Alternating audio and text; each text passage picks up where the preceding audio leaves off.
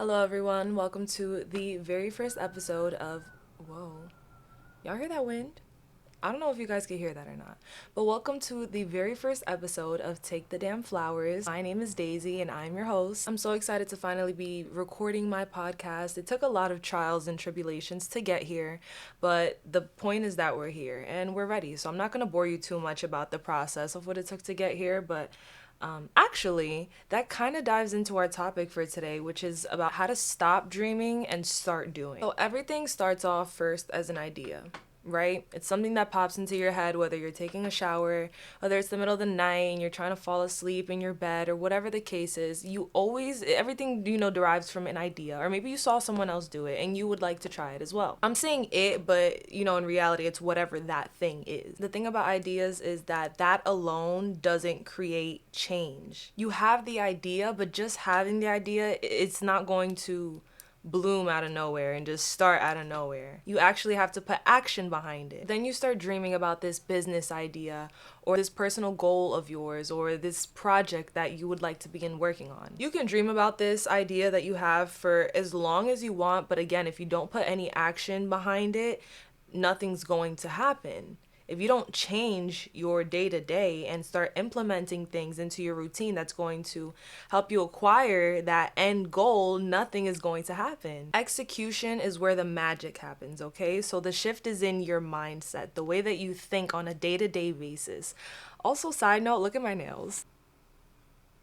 Sorry for you guys that are only listening. If you want to see my nails, you can also watch this video on YouTube. Now, to go from being a dreamer to being a doer, you need to move past the fear of rejection, perfectionism, self-doubt. Now, there are a few steps that you can take to go from dreaming to doing. Figure out your why. You may hear a lot of people say this, and it's because it is a very important question to ask yourself.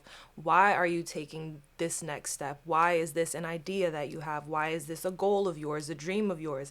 Is it helping someone? Is it helping yourself? Is it fulfilling one of your dreams? That why is going to be what motivates you and what pushes you day to day. When you forget why you're doing said project or idea or the purpose of it, you can always lean back on your why. Why did you even start this to begin with in the first place? The stronger your why, the more motivation you'll have to push through when things get difficult or when you start to doubt yourself. And honestly, motivation is not going to get you through 100% of it. If you ask a lot of people why they stopped doing something, they're going to tell you, oh, I lost motivation, or oh, I just don't care about that anymore. Motivation is so temporary. Once you no longer have any motivation, what comes after that is discipline. But we're gonna get to that. Let me not get ahead of myself. After you figured out your why, you want to break everything down into small steps that you can start taking. Again, small steps are still steps. Those small steps that will help you, reach the bigger picture. It really depends on how long it's gonna take for you to reach this goal or to complete this project, whether that's a year or 2 years or maybe even 6 months. You can break that down into smaller segments. So what are you going to do every day that's going to add up to a goal at the end of the week? Or what are you going to do weekly that's going to add up to another goal that you have for the end of the month or the end of the year? So if your dream is to write a book, I would say begin with researching the topic. Start researching other books within that topic and see what they're doing correct, see what people think they're doing wrong, see if you can change anything, make it better. Start doing research. Research is incredibly important. You want to sound confident in what you're talking about. You want to sound like you know what you're talking about. And honestly, research goes for anything that you want to do, whether it doesn't have to be writing a book. Just doing your research can help so much. Having more knowledge on what you're trying to accomplish will take you so far. Slow and steady wins the race. Implement slow habits and small habits and little things that you can do daily, because if you do too much at one time, you're going to overwhelm yourself and you're more likely to not be consistent with that one thing.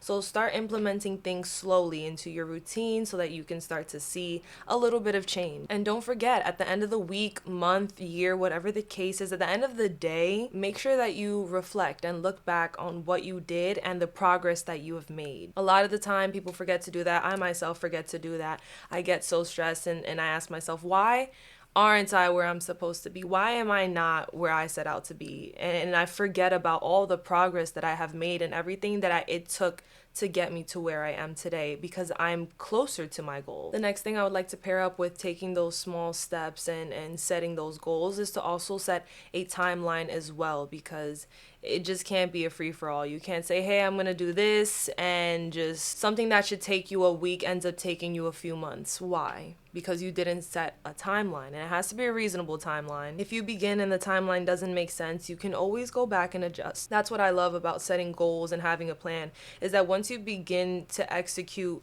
said plan or said goals or whatever steps to get there, if something is wrong or off, you can always go back and make it better. If it can be better, fix it. Go back, make it better, and try again the following day, the following week, the following month, whatever the case is. Once you have your steps and once you have your timeline, don't forget to include some possible obstacles that you might encounter. Remember that everything is through trial and error. Every pro was once a beginner. This is like my third time recording this first episode, because the first few times around had some trial and error that I had to get through. That being said, try to anticipate your obstacles and have a plan for them.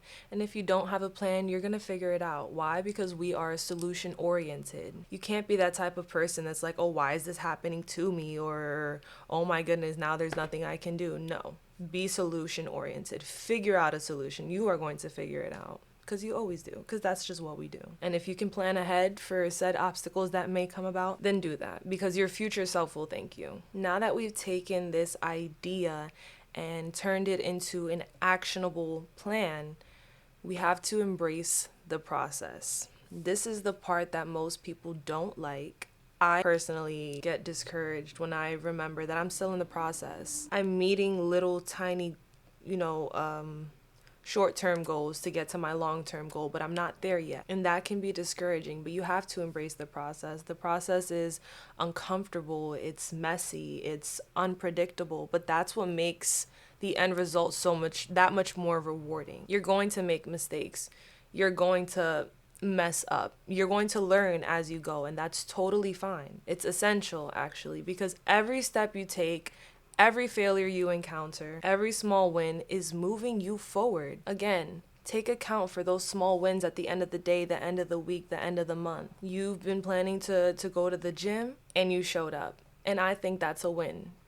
Somebody else might say, hey, but they didn't actually work out. They didn't actually hit the gym, but they showed up, and that's more than they did yesterday. When I first started going to the gym, I started off by going and sitting in the parking lot for 30 minutes, and then I would go home. The following week, I did the same thing. The week after that, I made it inside the locker room. But again, I sat there for a little bit, and then when I was ready, I packed up and went home. Did I do anything? No.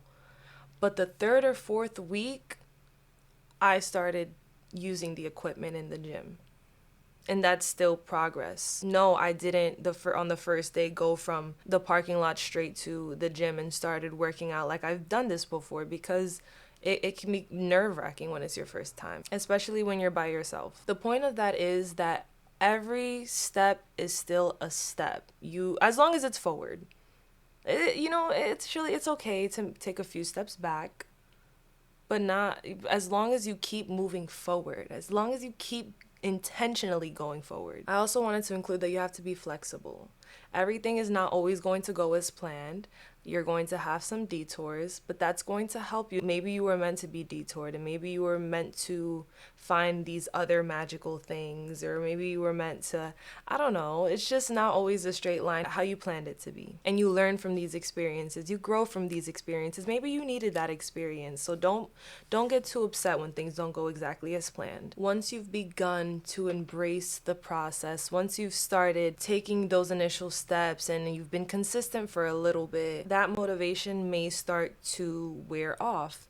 And this is where you can possibly have now a support system where you can build a community of people, or just have certain people that you can rely on to push you when you're at your lowest, whether that's a significant other, some friends that you have, parents, guardians, family, siblings, friends, a community that you may have found online, literally anything or anyone, I should say, actually know anything, because you know what? I'm gonna let y'all in on a little secret. Sometimes when I need some advice, like unbiased advice, I will go to ChatGPT and we'll have a nice conversation, and it really helps. Make fun of me if you want to, but ChatGPT is where it's at. If you tell it what's going on, it'll give you an emotional response, but it'll also give you a logical response on what to do.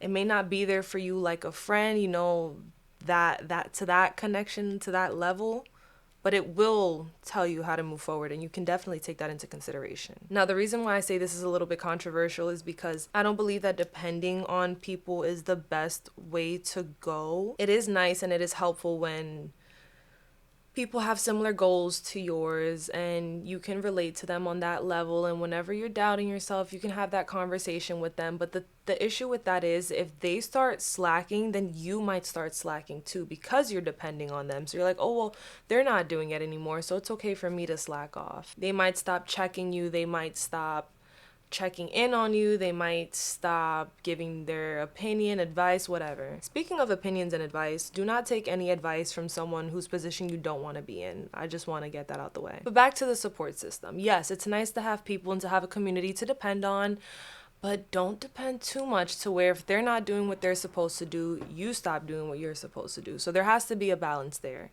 in my humble opinion. The last thing I wanted to touch on is discipline. I told you we were going to come back to that topic because that is very, very, very important. If you don't take anything from this entire video, please take the fact that you need to stay consistent. You will see the results compound over time. If I start working out once a week today, I'm not going to see results tomorrow, and I'm not going to see the results in 2 weeks. I may not even see results in 3 weeks, 4 weeks. I might not see any results in a month, 2 months. But you can't tell me that if you eat clean and go to the gym once a week for an entire year, you're not going to see the difference from day 1 to day 365. Something that I like to do when I find that I'm not motivated to do whatever it is I have to do, even though I'm going to do it anyways, because something I've been telling myself recently is, I think David Goggins said it. He was like, just tell yourself, this is what we do now. So if I'm waking up at 5 a.m. and I'm not feeling it, and I'm like, why am I doing this? I just tell myself, this is what we do now, and I do it. But to make it a little bit more pleasant, maybe I'll go on TikTok and I'll watch someone do what I want to do. For example, if I need to clean my room and it's looking a little rough and I have absolutely no motivation to do it, I'm going to look up organization videos. I'm going to look up room cleaning videos. And usually that puts a little pep in my step. So that's just a little tip if you'd like to use it. I told one of my friends this and she said that it helped her. So hopefully it'll help you as well. Stay consistent. Execute. And keep doing it. And like I said, if something is wrong, go back, fix it, make it better, and try again. There's nothing wrong with doing it wrong the first time and trying again. And keep doing it better and better and better until you get it right. The bottom line is that turning your dreams into a reality doesn't have to be complicated. It might be a little bit hard, but the process can be quite simple if you make it simple. Nobody said it was going to be easy, but it's pretty simple. Keep going, keep pushing. Whatever it is you are striving for, you can do it. I personally believe that being delusional is the quickest way and the best way to get to where you want to be. You need to take on your days as if you are already this person, as if you are not lacking that feeling that you want. Like the feeling that you feel or the emotion that is invoked by whatever goal you are, aiming for, striving for example, living in a really big house or being in a big house. If you've been in really, really nice houses before, big houses, mansions, you know what it feels like to be in one of those homes. So once you have that feeling, you know that you can recreate that feeling for yourself. I fully 100% believe that everyone can do whatever they set their mind to do, whatever their goals are. Everyone can do it. It just takes a lot of discipline. So yeah, it just depends on whether or not you're willing to put in the work. Ooh. Clock it. Anyways, that is the end of this week's episode. Remember that all of your dreams are worth pursuing, no matter how big or how small. If you found this helpful or you want to see more of me, don't forget to subscribe or like or comment or I'm not sure how it works for just the listening part of it, but I'm figuring it out, guys. So I don't know, download the episode. I don't know. But anyways, thank you so much for tuning in to Take the Damn Flowers, and I will see you all, or you will see me, or hear me next week. Bye, everyone.